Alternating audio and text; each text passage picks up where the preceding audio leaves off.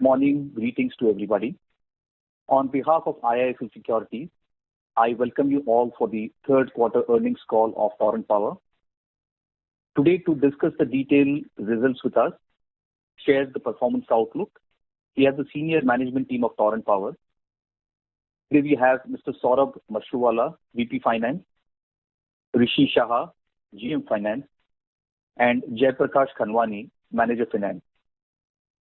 I would request Saurabh bhai to make opening remarks, subsequent to which we can open the floor to the Q&A. Over to you, Saurabh bhai. Thank you, Harsh. Good morning to all of you. Thank you for joining the earnings call of the Torrent Power for Q3. We'll take you to the performance of the quarter first, and thereafter the phone lines will be open for the Q&A session. We'll first explain the PBT level, and then tax expenses will be taken up separately thereafter. Reported PBT for the quarter is 399 crores as compared to 315 crores reported in the corresponding quarter last year. This is higher by about 84 crores, roughly 27%. Here we would like to highlight that against the degrowth witnessed in the earnings during the first half of the current year, the company has reached a PBT growth of 27% during this quarter. If you recollect during the first half, this pandemic has impacted the franchise distribution business, and our volume was lower. Even T&D losses are also shoot up. It has impacted the collection efficiency. So all three drivers of the franchise distribution business has recovered during the course of the quarter, and we have shown the marked improvement in the franchise distribution area. I will now explain the effect of two non-recurring items during the quarter to understand the underlying performance of the company. The first non-recurring item is there was a marked improvement. As I said, there was a marked improvement in the collection efficiency in franchise distribution business due to revival of economic activity and increased vigilance activity by the company, which has resulted in the recovery of the past overdue of 31 crores for the quarter.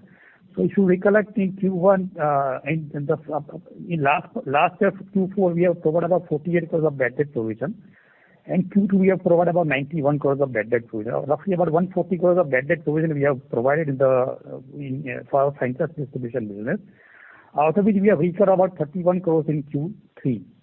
And we expect that the balance amount, significant amount I would say, we will able to recover during the next 3 quarters.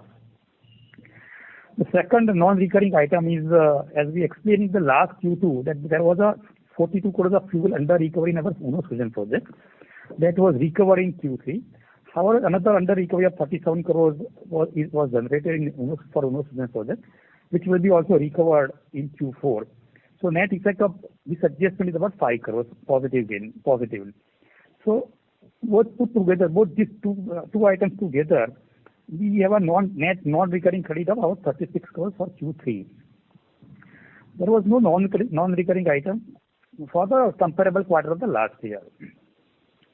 So considering these two non-recurring items, adjusted PBT for the quarter stood at 363 crores as compared to reported PBT of 315 crores for the corresponding quarter of the last year, which is higher by about 48 crores, roughly about 15%. Now on adjusted basis, PBT was higher about 48 crores. This is on account of, there are 3 reasons which have contributed to the rise in the PBT. First is the reduction in the finance cost by 45 crores. This is mainly on account of 2 factors. One is our absolute debt amount is lower, average debt amount is lower during this quarter as compared with the corresponding quarter of last year. And there is a reduction of rate of interest by 140 basis points, which is two reasons have contributed lower finance cost by 45 crores. Second reason of better performance is we have added a renewable capacity in the course for the quarter.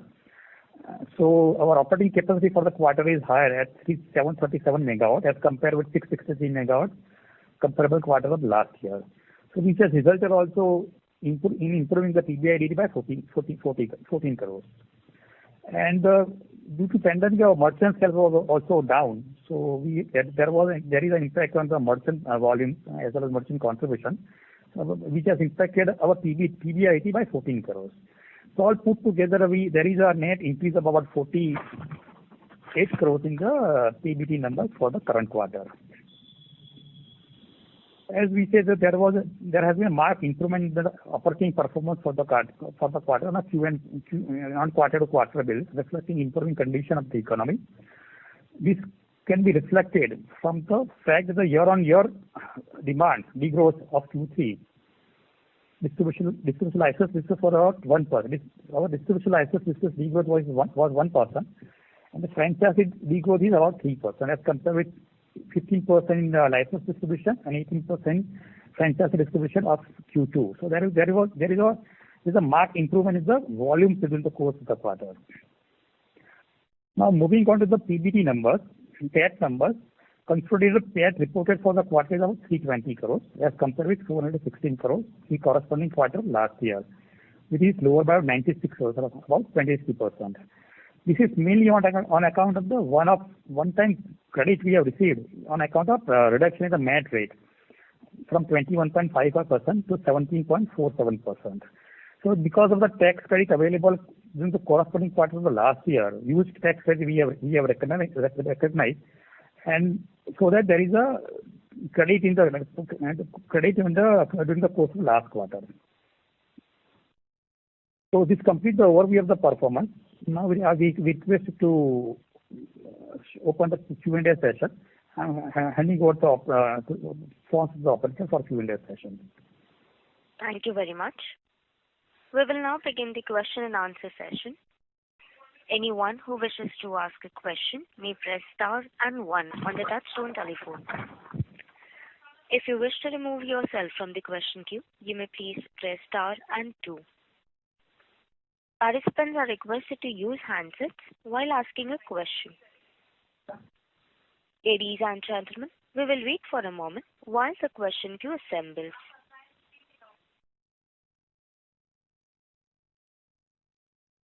The first question is from the line of Subhadip Mitra from JM Financial. Please go ahead. Good morning, sir. Firstly, just wanted to understand what would be the absolute debt level as of now vis-a-vis last quarter? The debt level as of now, as on December, is about 8,400 crores as compared with 8,600 crores as on September. So reduction about 200 crores. Okay, thank you. Secondly, also wanted to understand that are we looking at more renewable additions coming up in FY 21 and 22, and when you are expecting these to come up, and how much of your equity would or the invested equity would go up because of this? We are keen on solar side, not on the wind side. So solar on a selective basis, we are evaluating the proposal and we are participating in the bidding. So we have participated in the GUVNL bidding, and we have also participated in the Andhra Pradesh bidding also. Okay. Is there anything that is currently work in progress which you're expecting to come up in the next, say, 12 or 18 months?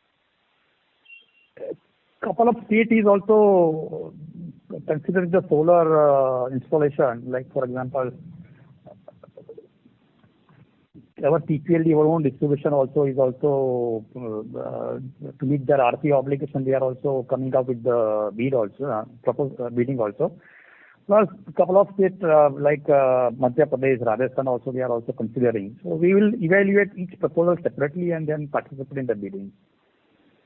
Understood. But those would be for future bids. But the ones that you have already won, like the GUVNL bid, yes, etc. So when are you expecting that to get commissioned? GUVNL is about 18 months. So from it is time given is about 18 months to commission the project. And AP is not yet. It is though the winner was announced, but similar period will be for the AP also. But I think just to add to that, it is right now sub judice, so it is difficult to tell when the period will start. So understood. Okay. And the GUVNL one, you're looking at a 30% kind of an equity? Yes. Okay. Last question from my side would be on the distribution side with more opportunities coming up. How do you see that space opening up, and where are probably the opportunities that you would be seeing? Government has shown their intent to privatize the union territory. So Daman that and Diu has already everybody has submitted the bid. Even Chandigarh also bidding has happened, and we are waiting for the more union territories to come. So we have submitted the bid in case of Daman and Diu and Chandigarh also.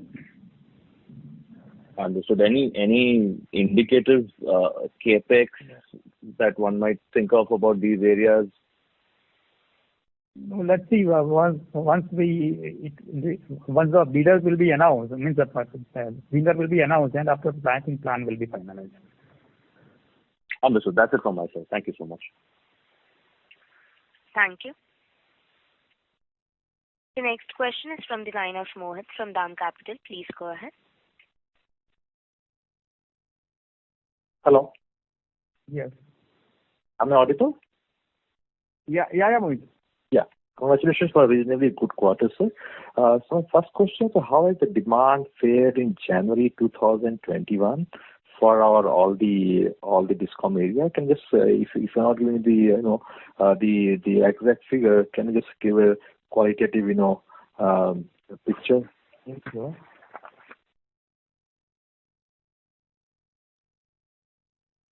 February, if you look at our Q2 demand, the growth was about 15% in license distribution area and 18% in the franchise distribution area.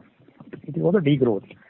In Q3, it has improved to about -1% in some license distribution area, and -3% in the franchise distribution area. We expect that the January demand is almost on a similar level as compared with the last quarter, compared with the quarter of the last year. So roughly same level, I would say. And has the collection efficiency improved further in January 2021, especially in Bhiwandi? The collection efficiency in the Bhiwandi and Agra, which was 107% in Q3, which has improved to, it will be on a similar level, I would say, in the month of January. Understood, sir. So last question, sir. Can you just give a breakup of EBITDA business-wise, which you used to give in previous quarters? EBITDA business-wise, you want EBITDA or PBIDT? Anything, sir. EBITDA. Yeah, EBITDA is a gas-based project is about 218 crores for the current quarter. And the comparable quarter was about 239 crores. And for our renewal business, it is about 129 crores for the current quarter. And comparable quarter of last is 110 crores. License business, it is 327 crores for the current quarter of Q3. And comparable quarter is about 322 crores. Franchise business is on the 197 crores for the current quarter. And the same level, it remains on the same level for comparable quarter of last year. The franchise business has recovered well, and it has reached to the same level of the last year. So these are the segment-wise EBITDA breakup of the company. Thank you, sir. Thank you. Best of luck. Thank you. Thank you. The next question is from the line of D. Anand from White Oak Capital. Please go ahead.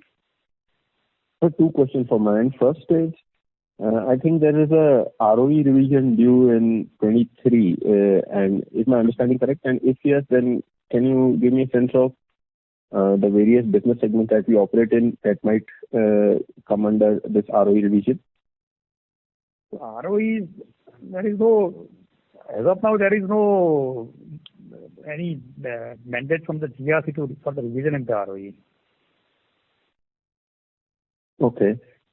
So this, in the foreseeable future, we don't expect any changes in the regulated ROE for any of our segments. It depends on the new MYD regulation coming in. They have postponed the MYD regulation by 1 year. So Rishi here, just to add to what Saurabh told. So this ROE on generation and on distribution is covered by separate regulators. So our generation is covered by CERC, who recently, in last year they had announced a five-year MYT regulations, wherein they have not changed the ROE regulations. So for next 5 years, that will remain the same for our generation portfolio is concerned. As far as our distribution portfolio is concerned, it is covered under GERC norms. And GERC MYT regulations are supposed to come in this year, which has been deferred for 1 year.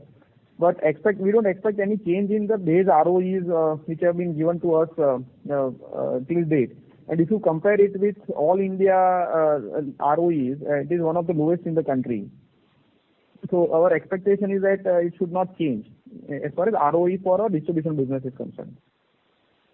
Sure. And sir, with regards to the broad opportunity in the sector for next, let's say, 3 years, how do you see, which areas do you see maximum capital allocation, and how do you see next 3 years for us as a company? We are very keen on this Union Territory privatization. So that is one opportunity we are looking at. Second opportunity, we are looking at the solar projects, various proposals we are evaluating. And so solar is the next opportunity. And third is the transmission. Area. These are the three areas where we are looking at to invest further capital. Sir, in privatization, the first one, can you elaborate? Like you said, which particular privatization are we eagerly? We have participated in this Dadar, Daman and Diu Union Territory. We have also participated in Chandigarh also. Okay. And see, as far as capex is concerned, it is generally spread out capex, not like upfront capex. Like, for example, Bhiwandi and Agra, which we have taken over. Capex spending is spread out for a couple of years, I would say, first couple of years. So similar kind of capex we have to invest in this kind of Union Territory also. But it will be in a phased manner, I would say. Okay. And in distribution, I imagine we have some options that are planned. Any particular sense on, because you haven't mentioned distribution franchisee as a capital location for next 3 years. Any new franchise which will come up, we will evaluate it. But as of now, these two Union Territories we are looking at. Okay, and there hasn't been any formal announcement by any state for any particular cities, or there isn't a planned roadmap in terms of privatization? Not yet by any state government as of now. Okay, thank you. I'll come back in the queue. Thank you. The next question is from the line of Manali from Centra Advisors LLP. Please go ahead. Hello. Yeah. Hello. Yeah. So I have one question. I just want to understand what would be the cost of your gas for this quarter? Imported gas. One second.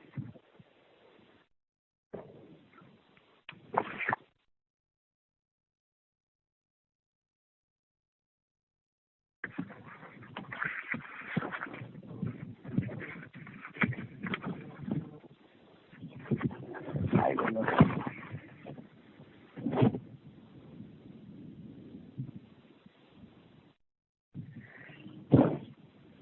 It is about $5 between $5 to $5.5. Okay. Imported gas is on spot, and how much is contracted? It is. See, we have contracted long back, so it is. We have not contract on spot basis. So okay. It is about $5.5 kind of a thing was the cost of gas. Okay. Thank you, sir. That's it from my side. Thank you. The next question is from the line of Aniket Mittal from Motilal Oswal. Please go ahead. Yes, thank you for the opportunity, sir. So just firstly on the DF front, just to get a clarification from the EBITDA number that you mentioned for DF, which is 197 crores, at the same level. Does this include the 31 crores of recovery? No. So this is an adjusted number. Okay, this is an adjustment. Okay, got it. And just to get some clarity in terms of how do we see demand panning out within the segment for the DF segment for FY22 and our view on the AT&C loss trajectory over there.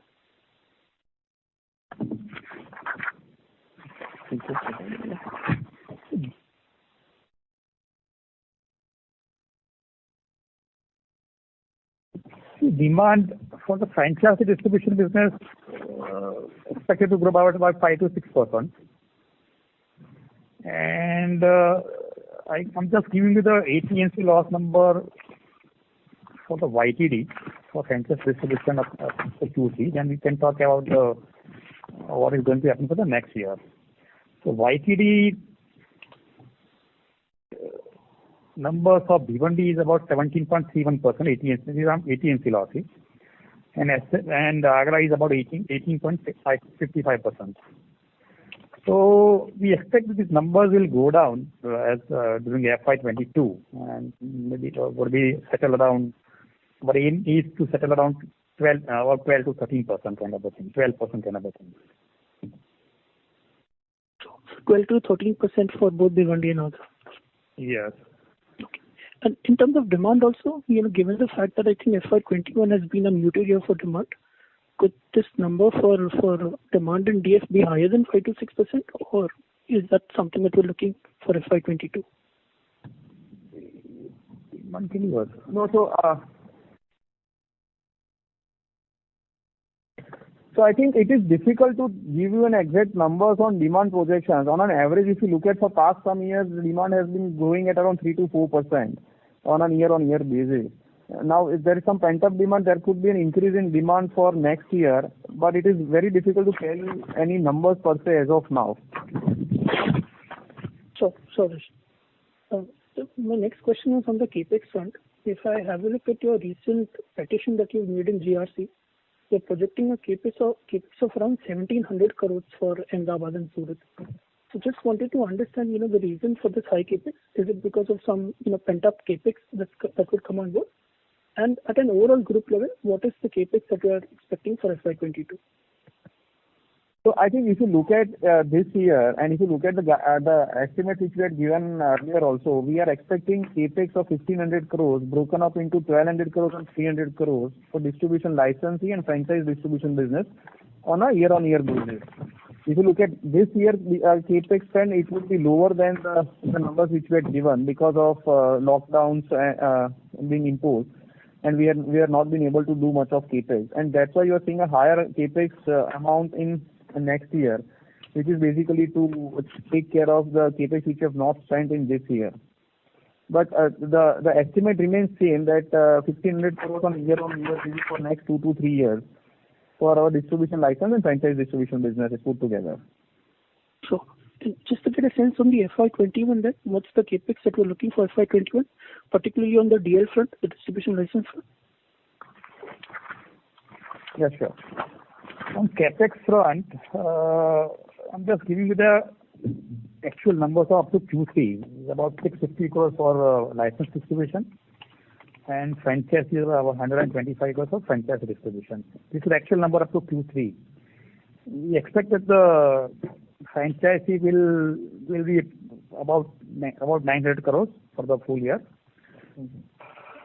License business, and the franchisee would be roughly about 225 crores kind of a thing. 200 to 225 crores, like franchisee. Sure. For the year number. Sure.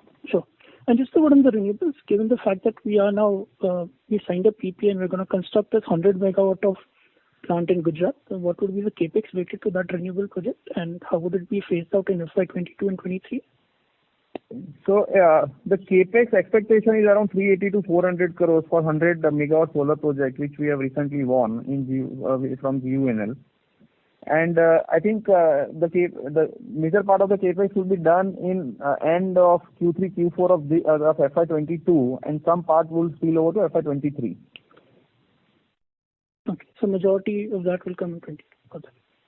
And so just one word, wanted to understand if there's any update on Amgen. We're now, I think, less than 20 months away from the December 22 deadline. And at the government level as well, I think there's been a bit of back and forth in terms of, the implementation of those norms. So, do we see, Amgen having to retire by December 22? So I think it is difficult to tell as of now. It is a status quo. So we are working or we are discussing this with different people or relevant people. But as of now, it is a status quo. It's difficult to tell as of now anything on that. Okay. And so maybe just a related point to understand from your distribution, let's say license business, we do procure a decent amount from Amgen, right? So in a scenario, let's say when Amgen retires, would you have to make a call for a new long-term PPA? You have to invite the competitive bid for the shortfall in distribution, license distribution area. Sure. But you would be making a new call for a long-term PPA, right? Just to get that to you. If in a scenario, let's say where Amgen retires. No, so if you look at the Amgen capacity, it's 362 megawatts, which is easy to take it from the merchant market. But we will take a call at relevant point in time whether to invite for a long-term PPA or right now to carry forward with buying it from merchant market or on a short-term basis. Makes clear. And just one clarity again on that. Let's say if you were to make a call for a long-term PPA, is there any obligation for you to do that for a renewable plant to meet your RP obligation? So what I'm trying to understand is, let's say Amgen retires and you decide to make a new long-term PPA, could that necessarily have to be a renewable-led capacity to meet your RPO obligation? No. I think RPO obligations are based on the number of units you sell in a particular area. So if you sell 1,000 units, there are percentages defined from different sources for which you need to comply with.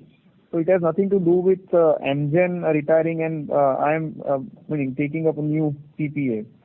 Both are different events.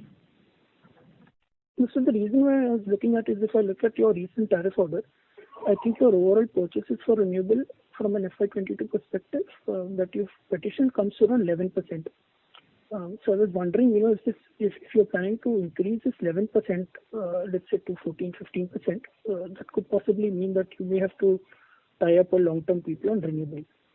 No. So that is a separate thing. That's why our DISCOM has already come out with a tender for 300 megawatts for solar purchase. So what I'm trying to say is that's a separate event. It is not linked to Amgen decommissioning or not. In any case, you have to follow that. Understood. And so just one question that I wanted some clarity on. I think, like you mentioned, the MYT regulation has been delayed by 1 year. So now we're looking at an MYT regulation to come in from FY23 to 27. And incidentally, I believe the initial license of our Ahmedabad business is valid till 2025. So before the MYT regulation comes in, is there any talk over the extension of this Ahmedabad distribution license? No. So there is no such thing as extension of license. And MYT regulations are completely disconnected with the license expiring or not. Okay. I mean, the reason is, let's say if the MYT comes in for 5 years, right, it would be cognizant of the fact that who the operator within that area would be. Just wondering, No. 1 second. So MYT regulations for all the distribution licensee companies and all the generating companies in that particular area. So whomsoever may be the licensee, it applies to all the license holders there. Okay. I think license in Ahmedabad is valid till 2025, right? So would that get extended? So as I said, there is no provision of extension of license. Okay. Sorry to interrupt, Mr. Mittal. May I request you to please rejoin the queue? We have the Sure. participants I'll do that. for their Yeah, turn. thank you. Thank you. The next question is from the line of Jayesh Gandhi from Harshad Gandhi Securities. Please go ahead.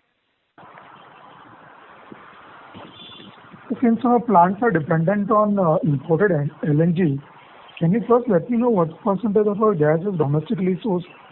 And also, what is the increase in LNG price? How does it affect us? And typically long-term contracts that we do are for how many months or years? So this is Rishi here.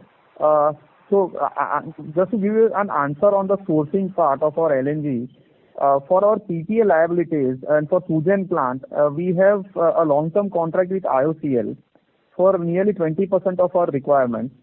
We have also recently bought some gas from Reliance when it was auctioned. So around 20-25% of gas comes in from IOCL and Reliance. For balance requirements for our PPA liabilities, we source it from international markets.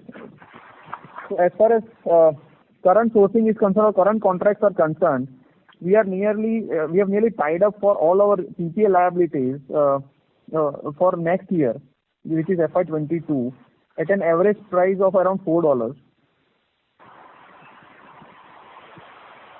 Okay. And one last question from my side is, what is the reason for T&D losses rising? No, so if you look at Q1 and Q2, the T&D losses have gone up. The major factor being the mix change. So let's say if you have higher industrial demand and a lower retail volume, you will tend to have lower T&D losses. But if that mix changes and it goes towards more of retail and less of industrial, the T&D losses tends to shoot up, because technically the high tension sale of electricity would have lower losses compared to a low tension sale.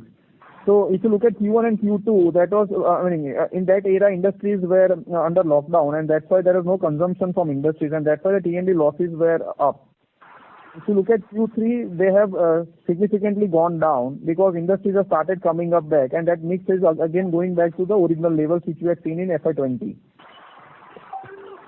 That's all from my side, sir. Best of luck for future. Thank you. Thank you. The next question is from the line of Deva Modi, an individual investor. Please go ahead. Yes. So first, just wanted an update on the DGEN plant. We understand that it is completely, right now, obviously, the PQ, there is no demand, so the PLF is not there. Going ahead, what are the various options in terms of demand rise or whatever it can happen, and in which regions it can, because Gujarat clearly has a demand-supply equation which is not going to be friendly for DGEN. How does it shape up on a regional basis for DGEN, and how do we look at ramping that up? No, so sorry, Deva, I just lost the last part of your question. If you can just please repeat that. What are the various options before us from, let's say, a 1 year to 5 year perspective to ramp up DGEN, and how does that look going ahead? So DGEN per se, as we had discussed this on in the last call also, DGEN, we on a short-term perspective, we don't expect any long-term PPAs to come in for that plant. So for a short-term to medium-term, it would operate for a merchant capacity. So let's say slightly from a medium-term perspective, after 3-4 years, we expect that there could be some long-term PPAs which would start coming in because of various factors playing out in the market. So let's say higher renewable capacity into the grid would require gas-based power plants to be there. In fact, base demand also is expected to increase, which will require non-operating plants to start functioning. So all those factors putting in, I think on a slightly medium-term basis, we expect that there could be some long-term PPAs which should start coming in. Right now, if you look at the last 3-4 years or 5 years, there has hardly been any long-term PPAs which have been signed. So what you mentioned regarding the renewable part, I think you also mentioned in your investment rationale slide in the presentation that there is a flexible generation concept which can come in. So what would be the tipping point? At what level of renewable generation in a grid would that happen? Because we have been thinking of this since quite a period of time. Till now, obviously, we don't think any such arrangement has come in, apart from, I think, NTPC has some such arrangement. But probably no other such arrangements are coming in, and probably the government was also supposed to come up with a framework on this. So how is it looking on that front? How much time would elapse before something like that could come in, and what percentage of renewable in the grid needs to be there for something like that to come? So Devam, it's NTPC. What you refer to NTPC was basically a pilot on a pilot basis. They had been doing this. So those outcomes will come, and then government. I think government should form a policy on that. It is difficult to tell when it will come out. but bundling of power is definitely possible, and it should work. Now, at what levels of renewable capacity into the grid? I think around 15% and more, you will start seeing that the grid becomes not stable. So after that, I think there should be some requirement of this kind of steaming reserves available for the grid to maintain its stability. So probably one incidence of grid instability due to high renewable power would lead to a trigger for doing something like this. I can't comment on it, Devam, right now. Yes, and generally, just one thought on if there are electricity futures, which I think MCX has just launched yesterday, and the presence of IEX itself, does that help us in any way in terms of launching small volumes on DGen, or is it completely immaterial in terms of the volumes right now? So I think DGen is right now non-operational. So it is difficult commercially to start a non-operational plant for, let's say, 3-4 hours or 5 hours. You need to have a strong visibility at least for 15 days or 30 days for RTC power, so that it becomes commercially viable to start a non-operating plant. Okay. And what kind of volumes, sales and EBITDA can be expected from the Sheel-Mumra Kalwa over the next couple of years? So I think Sheel-Mumra Kalwa, the demand is around 50 megawatts, which should grow at 4-5% kind of a range. But it's not a small area, so it will not change much. 50 MUs or 50 megawatts? 50 megawatts. Okay. And what would be the current gross debt, cash and net debt? Pardon? What would be the current gross debt, cash and net debt? The current gross debt is about 8,400 crores as on December, and cash would be about 1,000 crores. Okay. So this includes the cash equivalent investments also? Yes. Okay. And finally, in the wind asset that we have bid at 1.99, what is the expected ROE and what kind of PLFs does it factor? So we are expecting ROEs in low teens for this project. The PLF of which we are expecting is around 27-28% on a AC basis. Okay, sure. That's it from my side. Thank you. Ladies and gentlemen, in order to ensure that the management is able to address questions from all participants, please limit your questions to 3 per participant. If you have a follow-up question, you may rejoin the queue. The next question is from the line of Jitendra Shi from Axis Capital. Please go ahead. Good morning, sir.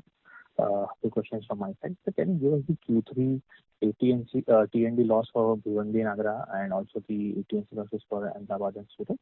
Q3. T&D losses for YTD basis, because Q3 is not relevant.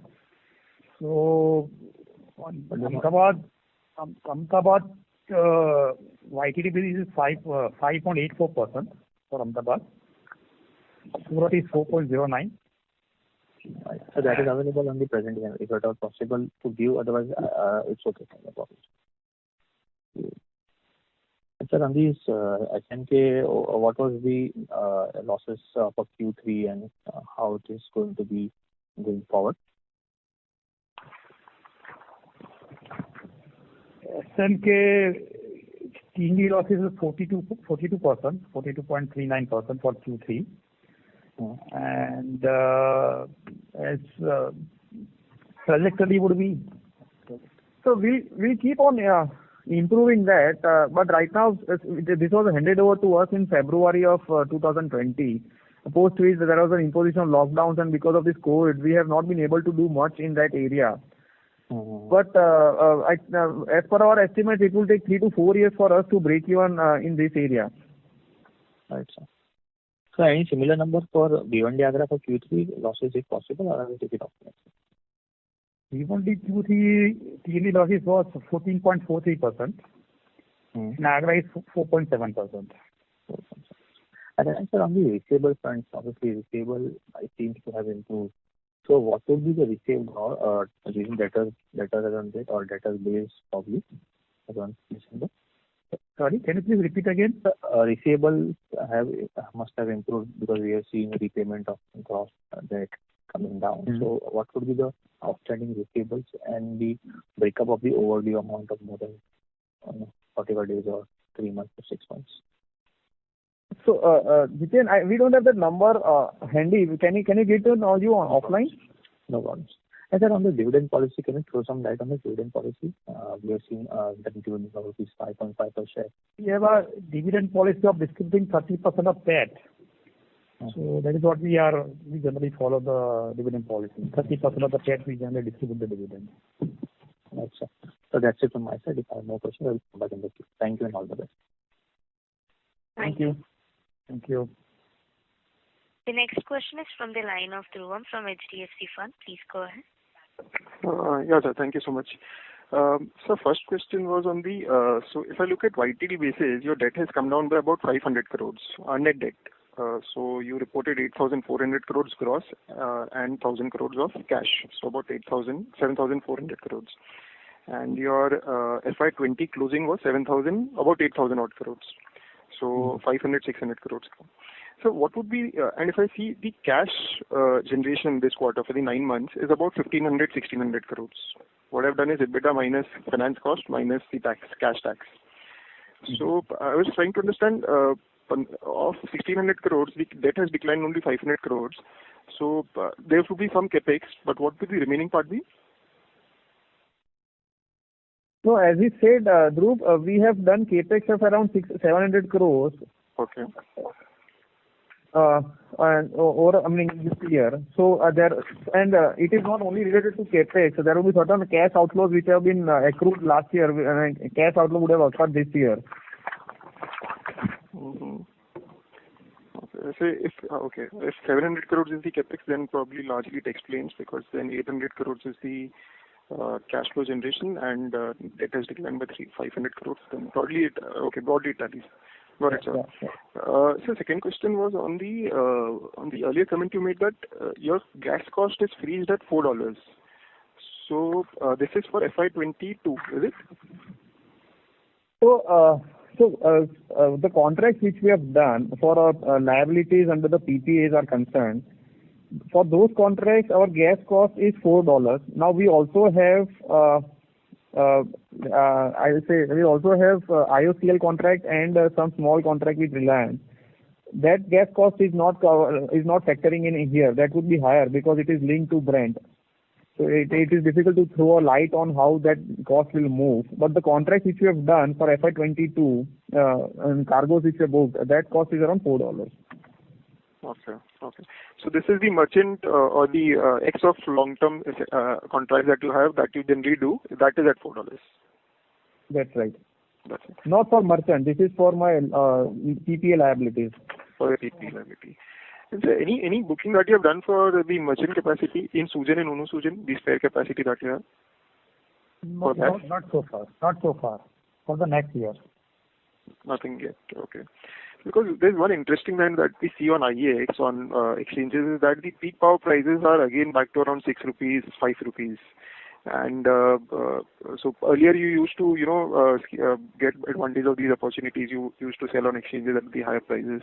So I was just wondering, is that a chance still?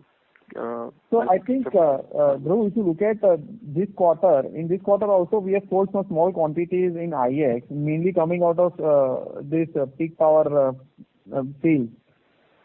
So that can be done from Sugen and Uno Sugen, but for peaking power supply, we cannot operate DGen. So I was wondering from Sugen, Uno Sugen only. Yeah. So Sugen, Uno Sugen has sold some power on merchant basis in this quarter also, and that will keep on happening depending on how prices move on the merchant market.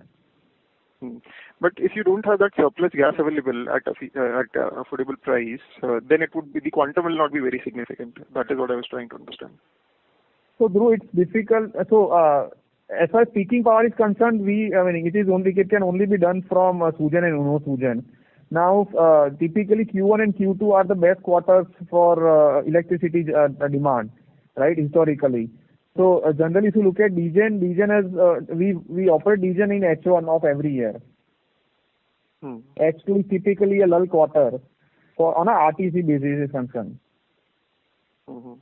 Okay. So once we get a good understanding on the demand, we would like to do some gas contracting for H1 of the next year for merchant capacity. Got it. Okay, got it.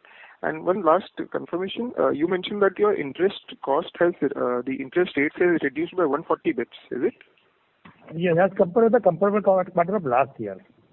Okay. Okay. And this is, I mean, your long-term loans have resettled at 140 bits lower. This is not commercial papers that are, one-offs. I mean, because... No, these are long-term. Okay, great. Thanks a lot. That is all. Thanks a lot. Thank you. The next question is from the line of Rahul Modi from ICICI Securities. Please go ahead. Thanks for the opportunity, sir, and congratulations on good numbers. So just a quick couple of questions. Sir, when is our hard stop in terms of when you would like to contract for gas beyond 23? Because of late we've seen a lot of volatility in the Asia LNG prices. So, sir, from a sourcing strategy point of view, sir, how are you looking at it? So Rahul, if you look at international markets, 2 years back or 3 years back, a lot of volumes were traded on a long-term basis. But last 2-3 years or 4 years, the shift has been from long-term contracts to a spot market, so to say. When I say spot, it could be 6 months, 12 months kind of a contracting basis. So earlier the supply chain itself was very, very inflexible. Now because of super tankers and all liquefaction and regasification capacities coming up in the country, it has become flexible now. So it is possible for you not to do a long-term contract, because essentially a long-term contract means you are assured of supplies and not of price. Right? And ample gas available in the international market. We consider that we should do more of spot contracting. When I say spot, again I am repeating for the sake of repetition, it would be 6 to 12 months kind of an horizon. So we are continuously monitoring this and will decide at opportunistic point in time. But the estimate would be that we will be doing it for 6 months, 12 months kind of a contracting, and not for, let's say, 3 years or 5 years kind of contracting, because essentially it's a quality, supply contract rather than a price contract. Okay, sure. So just one more question that I had again on the debt front. Sir, so we've seen a good enough reduction in the debt cost. So what is the average debt cost for our loan portfolio today? For about 7.75% as on December 20. Okay. So you see this going down further, or is there any scope? No, it can go down in a small number, but it will not be as meaningful as what we saw in quarter. Sure. Right. And sir, from a debt repayment point of view, over the next 2 years, obviously you have capex, but again, you've got some room to further reduce debt from your cash flows. So, what is the target that you're looking at to go down in terms of debt over the next 2-3 years, which you can do over and above the regulated debt in terms of reduction? It all depends on our investment plan, because some growth capital also will be required. So, sure. Depending on the investment plan, we try to see that how much debt reduction is possible. So in terms of scope, I'm saying, so obviously that will vary, but I'm saying from an outer limit, if we assume that today what it is in terms of work in hand, so what can be a potential repayment over the next 2 years? So Rahul, I think our annual repayments, scheduled repayments are around 1,000 crores. Now there could be a possibility we might do additional repayment of 100-200 crores. But looking at the projects which we have on hand or the projects which are coming up, I think better clarity will emerge once we have final outcomes of all those biddings which we have done. Okay, sir. Great. Thank you so much. Thank you. The next question is from the line of Aniket Mittal from Motilal Oswal. Please go ahead. Yes, thank you for the opportunity once again. I think most of my questions have been answered. So just on the merchant market front, if you could quantify the volume and the revenue that you've earned on 3Q. So I think we have sold around 48 MUs in 3Q from the merchant sales is concerned. And the average realization would be, or net contribution would be around 1.4 rupees per unit. And how would that compare versus the previous year? I think previous year it was around 99 MUs with a contribution of around 2 rupees. Okay, understood. And so just maybe one last question, I think on the MYT regulation itself. There was a draft MYT that had come out, which I think was talking about a performance-linked ROE to come in place instead of the base sort of 14% ROE. So I think they're talking about a split between a base rate and a performance-linked ROE. So just wanted your thoughts on the same. So I think first of all that is a draft regulation, so it is difficult to comment anything on that. But if let's say if we assume for one moment that will come in, our performance parameters, I think we are above those normative levels which have been specified. So for us, I think it will remain a status quo of 14% post-tax ROE. Understood. Okay. Thank you. That's it from me. Thank you.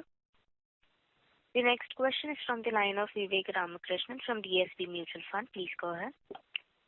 Sir, my question again was coming back to the debt level. Given certain regulatory uncertainties and some projects not being able to generate enough capacity, how do you look at the overall debt levels in the sense that you have to make investments in new projects, but some projects are not getting the delivered returns. So, what is your view on debt? That's the only question I have, sir. So we look at that on a balance sheet basis, first of all. So as far as our cash flows are concerned, they are more than sufficient to take care of the debt repayments or interest payment obligations are concerned. So on a balance sheet basis, we don't see any issues per se as far as debt servicing is concerned. No, sir, absolutely not. So I just meant in terms of the financial risk profile that you will maintain, because there will be some projects which generate very good returns and some which don't. So just to answer your question, what we look at is that our net debt to EBITDA as a ratio, we would not like it to breach 3.5 on a long-term basis. So that's how we look at it on a consolidated basis. Perfect, sir. Thank you very much. Thank you. The next question is from the line of Harshvardhan Dole from IIFL Securities Limited. Please go ahead. Well, thank you. Saurabh bhai, I had actually two questions. One was actually pertaining to the renewable business, because some time ago we had kind of taken a write down on one of the projects that we had won, and we had taken a call that perhaps the risk reward is not that favorable as of now for the renewable project, and we'll evaluate a better entry time. Now, since then, the overall tariffs in this country have kind of collapsed. And on that backdrop, we have actually won a project by quoting one of the lowest tariffs for solar power projects. So I'm just trying to understand what has changed at the margin, and here on what should be the philosophy or the governing principle for growing the renewable business. So, Harsh, this is Rishi here. As far as the contract which you have won, the GUVNL contract, if you look at the counterparty, we always wanted to have a counterparty which was good in terms of the risk associated with it. As far as other risks are concerned, because of which we had to take a write down on some of our wind portfolio, contracts, I think one major risk was land, which I think we have identified we have identified certain pockets of land on which we can do solar projects. So that risk we have sort of mitigated. As far as tariffs are concerned, if you look at 1.99, by quoting 1.99, we will still be making low teens IRR. That is mainly coming out of the cost of debt in the country has fallen from earlier levels. So if you look at our current cost of debt, it is around 7.75, and we are estimating for this project that the cost of debt could be around 8.25 to 8.5%. As far as PLF is concerned, we are improving the technology, because of which we expect that PLF from this project could be around 27-28%. So putting all this together, we expect low teens IRR coming out of this project. So as far as risks and returns are concerned, we expect that this to be a good project for us to come. As far as renewable strategy is concerned, we keep on looking at projects, and if it's and our benchmark return requirements would be around 13%. 13% in terms of base equity IRRs, which we look at for any project. And as far as solar projects are concerned, we, as I said, land risks are more or less taken out because of some identification of lands which we have done. Also, some projects come with their own land allocations. So that risk has been taken out by these mitigation factors which we have done. And as far as return expectations are concerned, 13% could be a base level requirement which we want for any project. Sure, very clear. So, investors should expect portfolio growth in this, growth in this portfolio on a risk-adjusted basis rather than just, return basis. So one should evaluate the risk and then look at the corresponding, returns. Will that be a fair statement? Absolutely, absolutely. Sure. Thank you very much. So, operator, please take the next question, please. Thank you.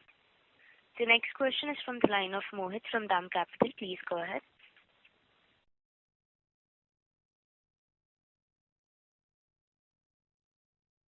Mohit, may we request you to please go ahead with your question?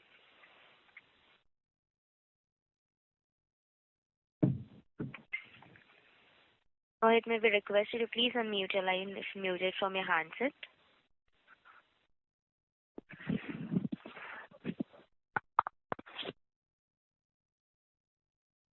I think operators, if there are no further questions, let's take that as the last question and, let's hand over the line to the management for final comments. Thank you. As there are no further questions from the participants, I would now like to hand the conference over to the management for closing comments. Yeah. Thank you very much for attending the call. That's all. Thank you. Well, on behalf of IIFL Securities, I thank the management for giving us an opportunity to host this call. I also thank all the participants for dialing in and actively participating in the call. Thank you very much. In case if you have any further questions, drop me a line. I will have it answered through the management. Thank you and have a great day.